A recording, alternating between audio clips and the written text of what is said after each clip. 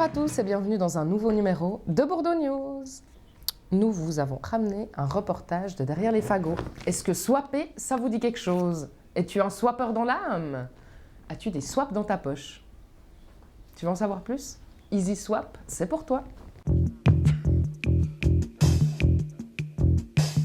Est-ce que vous pouvez nous expliquer qu'est-ce que l'association EasySwap?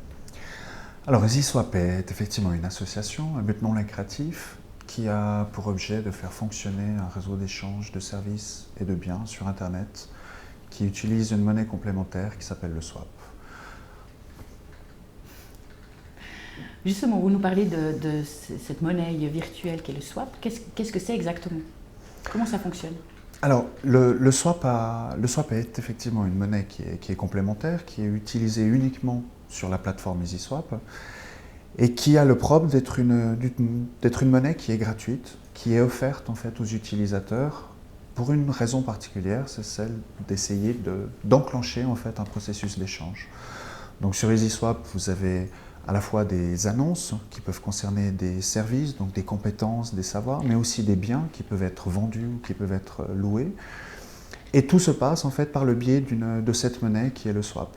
Donc on n'est pas dans une situation de troc où vous allez échanger quelque chose avec une personne contre une autre chose, mais vous allez échanger, vous allez mettre à disposition votre service à toute la communauté des gens qui utilisent EasySwap. Et puis si vous avez des swaps, mais vous pouvez bénéficier de tous les services ou de tous les biens qui sont sur EasySwap.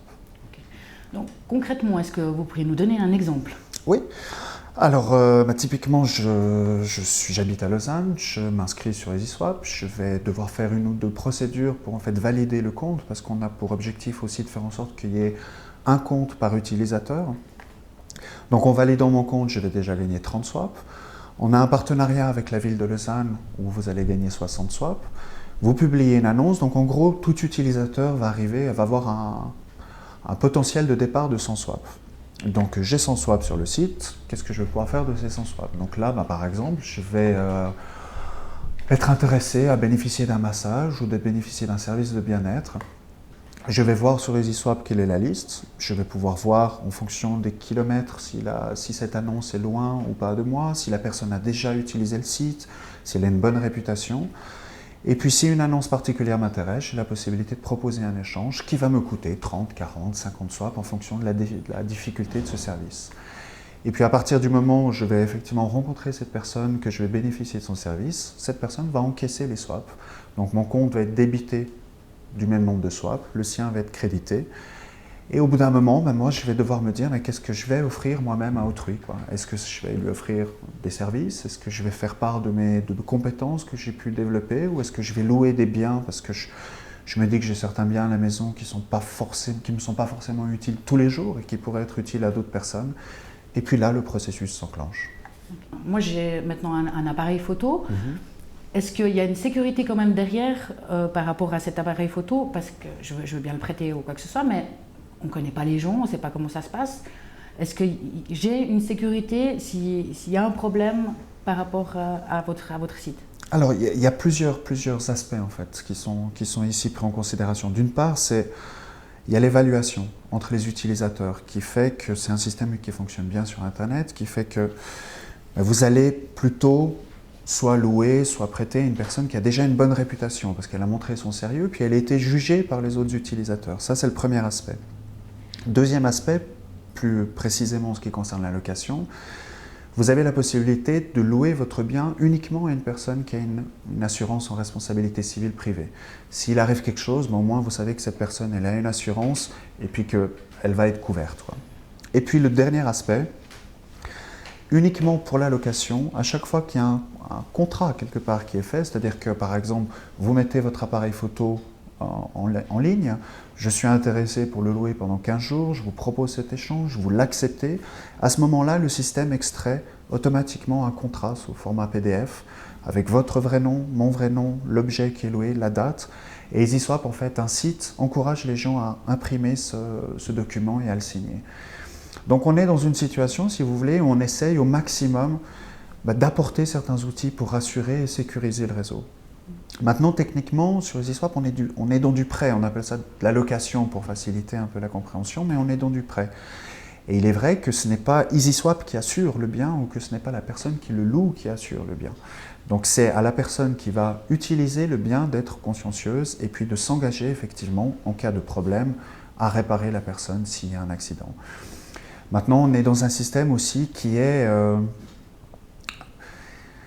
bon enfant quelque part, quoi. Donc les gens sont quand même conscients que c'est un système monétaire, entre guillemets, mais juste pour éviter le troc. En revanche, il n'y a pas de relation d'argent. Donc on est quand même dans un système où les gens... On a eu très très peu de problèmes en fait sur EasySwap, quoi. On a eu très peu de problèmes de modération, d'annonces qui étaient problématiques, d'échanges qui se sont mal passés. Ça c'est arrivé à 2-3 fois, mais jamais des choses graves, quoi, disons. Et ça, je pense que ça vient aussi du fait qu'on n'est pas dans un système où on a cette notion d'argent. Il y a un système avec une monnaie, mais qui est juste là pour faciliter les échanges en fait. Qu'est-ce qu'on pourrait trouver comme échange ou comme recherche ou comme prêt à faire? Vous avez de tout en fait sur EasySwap. Vous avez, alors, par exemple, au niveau des services, il y a des choses qui sont vraiment mises en avant, c'est tout ce qui concerne le bien-être. C'est aussi, ça correspond assez bien à la logique d'EasySwap où c'est un système qui est vraiment complémentaire en fait à l'économie, quoi. Et c'est comme ça qu'on entend se développer.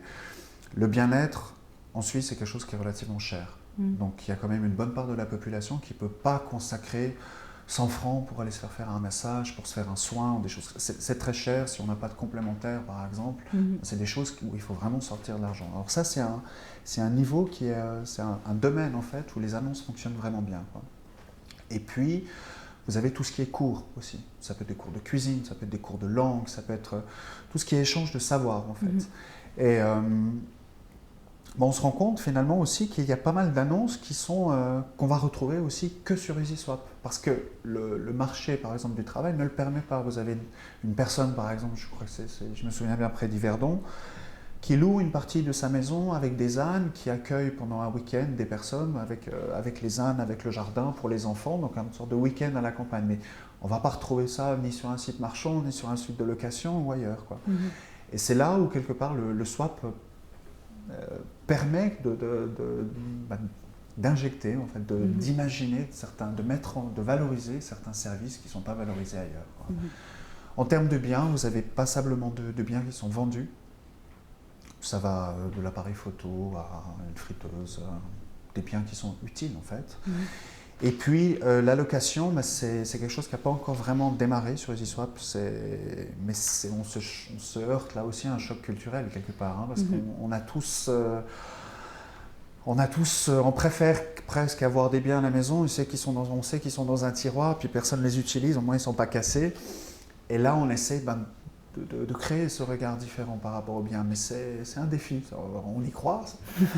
Pardon, ça va se faire petit à petit, mais je pense que peut-être aussi plus les gens vont commencer par des petits biens et vont avoir confiance dans le système, vont avoir confiance dans la monnaie, dans les utilisateurs, plus cette notion de prêt va pouvoir peut-être grandir. Et à un niveau un peu plus global, je pense qu'on va dans le bon sens, quoi, parce que est-ce que c'est pas quelque part absurde que toute la part de la population qui a suffisamment d'argent achète et utilise peu, et puis que d'un autre côté, les gens qui n'ont pas assez d'argent ne puissent pas utiliser les biens dont ils ont besoin?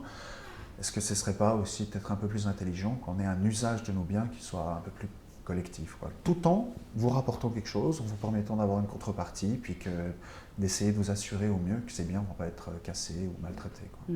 Alors juste une précision peut-être par rapport à tout ça, donc c'est un réseau qui ne s'adresse pas du tout par contre aux professionnels. Non, effectivement, c'est un réseau qui s'adresse à des particuliers. Donc il existe sur EasySwap en revanche des personnes qui ont une activité professionnelle, mais qui en plus, à côté, le soir, en dehors de leurs horaires de travail, rendent leurs services dont ils sont compétents dans leur domaine professionnel sur EasySwap. Par contre, c'est toujours en swap, sans rapport à l'argent ou au franc suisse, quoi. Mais c'est pensé pour être un réseau qui s'adresse aux particuliers. Alors, est-ce que vous pourriez donner à notre téléspectateur l'adresse internet qu'on puisse vous trouver? Oui, alors c'est www.easyswap, donc E-A-S-Y-S-W-A-P, donc échange facile en fait, .org. Le site est désormais plus facile d'utilisation, donc il faut simplement s'inscrire. Il y a certains steps à suivre, quoi. S'inscrire, valider son compte. Et puis s'interroger, parce qu'avec EasySwap, ça nécessite d'être proactif, donc de se dire, ok, qu'est-ce que moi-même je vais pouvoir donner à autrui? Est-ce que je vais donner de mon temps? Est-ce que je vais donner de mes compétences?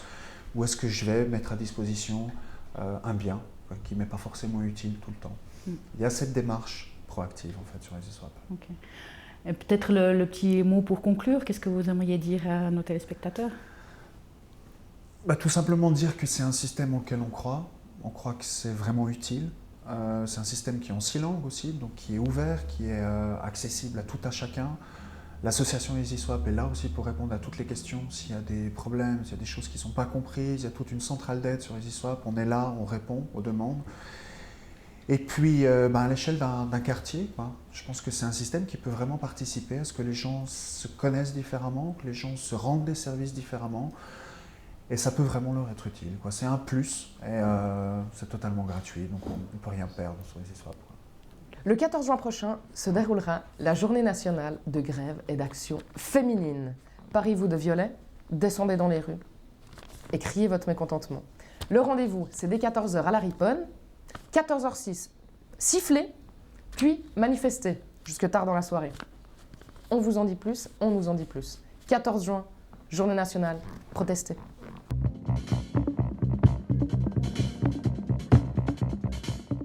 Alors, qu'est-ce que c'est que le SSP Femmes? Alors, le SSP est un syndicat qui regroupe tous les salariés qui travaillent dans le secteur public et parapublic. Donc, notamment tout ce qui est hôpitaux, enseignement, administration cantonale, communale.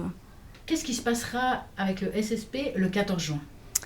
Alors, le 14 juin, le SSP va participer à cette grande journée d'action et de grève des femmes qui est organisée par l'Union syndicale suisse et à laquelle participent de multiples associations de femmes migrantes, des partis politiques, des associations féministes ou féminines.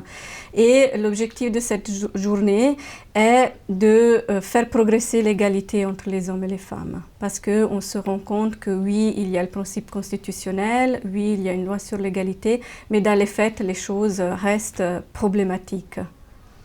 Donc, est-ce que par cette journée, est-ce que vous demandez aux femmes en général qui travaillent de faire la grève ou à quel moment, comment vous aimeriez qu'elles participent à cette journée?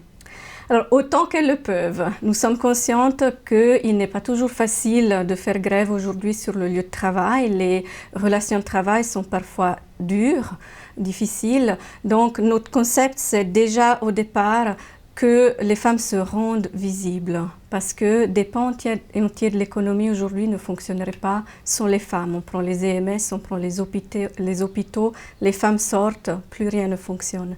Donc l'idée c'est déjà de se rendre visible et puis de faire des actions jusqu'où on peut. C'est-à-dire que simplement s'habiller en fuchsia, violet, porter le badge, l'autocollant, faire une pause prolongée, mais aussi là on le peut organiser des débrayages. On a dans le canton de Vaud des institutions où il y aura une forme de grève, mais si vous voulez avec aussi des discussions, des colloques sur la thématique de l'égalité, des films qui vont passer, etc.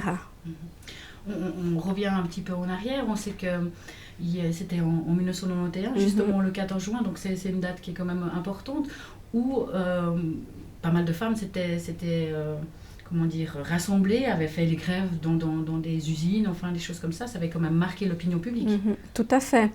Alors en 1991 déjà, les femmes protestaient contre le fait que suite à l'introduction de l'article constitutionnel le 14 juin 1981, les choses n'avaient pas suffisamment avancé et il y avait eu une très large mobilisation avec des actions de grève sur les lieux de travail ou des actions aussi plus petites que des grèves et puis aussi toute une série d'actions à la maison parce que les femmes travaillent aussi au foyer. Les femmes assurent 2/3 du travail non rémunéré, domestique, soit aux enfants, soit aux personnes âgées.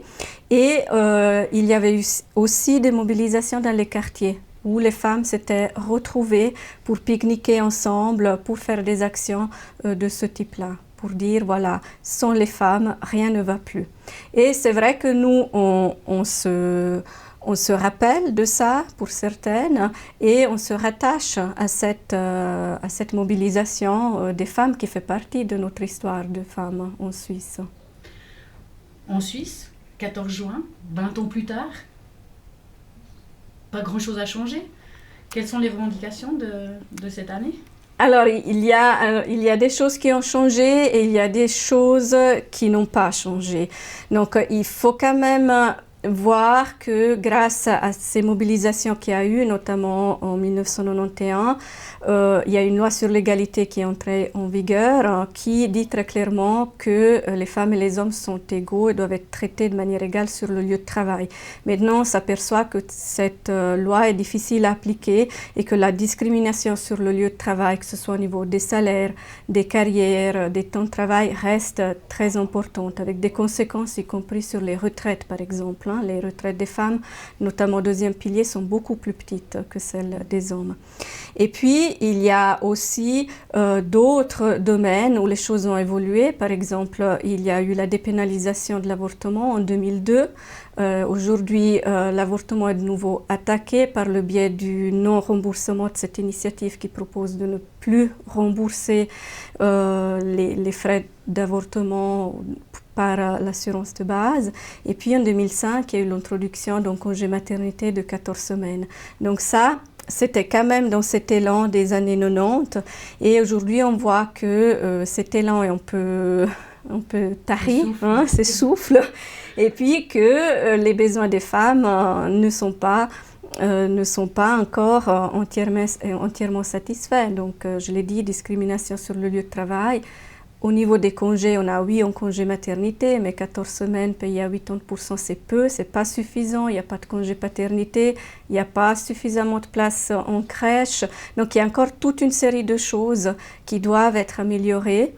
Et il y a quelques dangers de retour en arrière, notamment sur l'avortement, sur une certaine vision traditionnaliste de la famille aussi.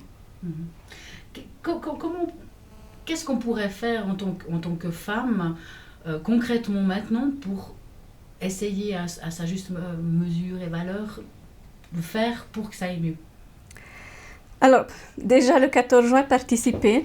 Alors, de quelque manière que ce soit, nous on propose par exemple aux femmes de mettre des drapeaux aux fenêtres, on met des objets. Nos collègues neuchâteloises proposent par exemple de mettre des balayettes et des choses de ce type-là, disons, pour se manifester en quelque sorte, participer aux manifestations qui sont organisées dans les différentes villes pour soutenir cette demande d'égalité, de concrétisation de l'égalité que les syndicats et les associations portent, mais qui est quand même difficile à concrétiser. Et puis, sur les lieux de travail, partout où c'est possible, s'organiser collectivement avec les collègues pour participer à cette journée.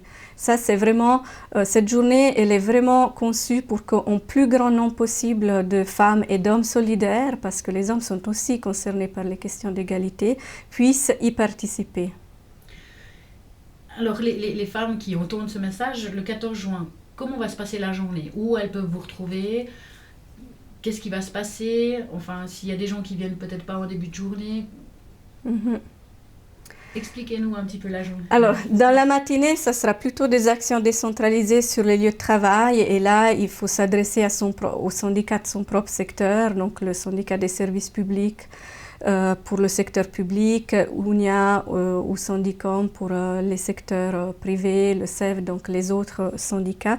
Et puis, pour ce qui est des actions centralisées organisées par le collectif, il y a tout un programme qui démarre dès 12h à la Riponne, en ville de Lausanne, où tout le monde peut venir. Il y aura des tables, il y aura un accueil. À 14h06, pour symboliser le 14 juin, on propose un concert de sifflet. Donc il y aura un concert de sifflet à la Riponne, mais on peut aussi en organiser un avec ses voisines, les enfants de son quartier par exemple. Là où on est, bon, c'est en mardi, une partie des enfants vont à l'école, mais pas tous.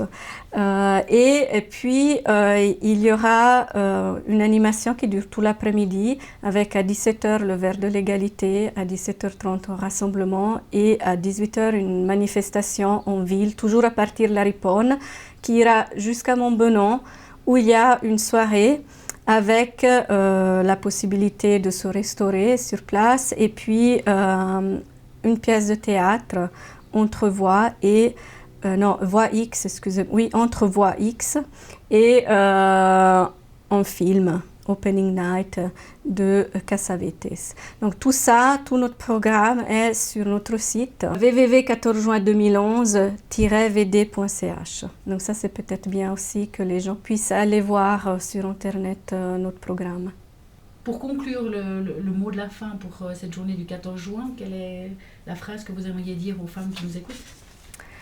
Alors, notre slogan, c'est « Femmes en mouvement, l'égalité absolument ». Donc, l'égalité partout, à tous les niveaux, que ce soit à la maison, que ce soit au travail, que ce soit dans les lois, que ce soit dans la vie de tous les jours. Et Femmes en mouvement, participez, venez avec nous, faites tout ce que vous pouvez pour manifester ce besoin et cette envie de concrétiser enfin cette égalité. Le 31 mai s'est déroulée la fête des voisins. Peut-être vous ne l'avez pas remarqué, car il pleuvait et dehors il n'y avait personne. On a même envoyé un reporter spécial jusqu'à la Borde. Personne non plus. Il est redescendu bredouille. La pluie ruisselait. À mon avis, les gens se sont cachés dans leur buanderie, dans leur cave ou dans les greniers. Et comme on n'avait pas les passes pour aller les visiter, on est revenu malheureusement avec des images de la pluie, mais pas de voisins. À l'année prochaine. Le centre œcuménique a 2 annonces à faire passer. Le mercredi 8 juin, de 19h30 à 20h30, se déroulera la prière pour le quartier. Et le lendemain, le jeudi 9 juin, à 12h15, le repas en commun. Il y aura des nouilles, du jambon madère et on espère un dessert. Une petite annonce de l'association des habitants de la Bourdonnette, donc ça vous concerne. Le jeudi 9 juin, à 20h au centre œcuménique, l'Assemblée Générale, suivie du petit verre de l'amitié. Venez nombreux. Serra Bibi. Serra quoi? Serra Bibi Productions. Vous connaissez pas encore? Vous allez les découvrir dans la sortie de cette semaine. Ils sont partis à Belgrade présenter leur film. Et ils ont eu la bonne idée de revenir avec un petit reportage et de l'amener à TVB. Serra Bibi Productions. Serra quoi? Serra Bibi. Deuxième sortie, toujours dans les concerts de Bawlelek. Curtis Blow, c'est pour vous. Deuxième sortie de cette semaine. Ça fait toujours plaisir. Bordeaux News pour cette semaine. Bye bye, à la semaine prochaine. Ciao et ciao.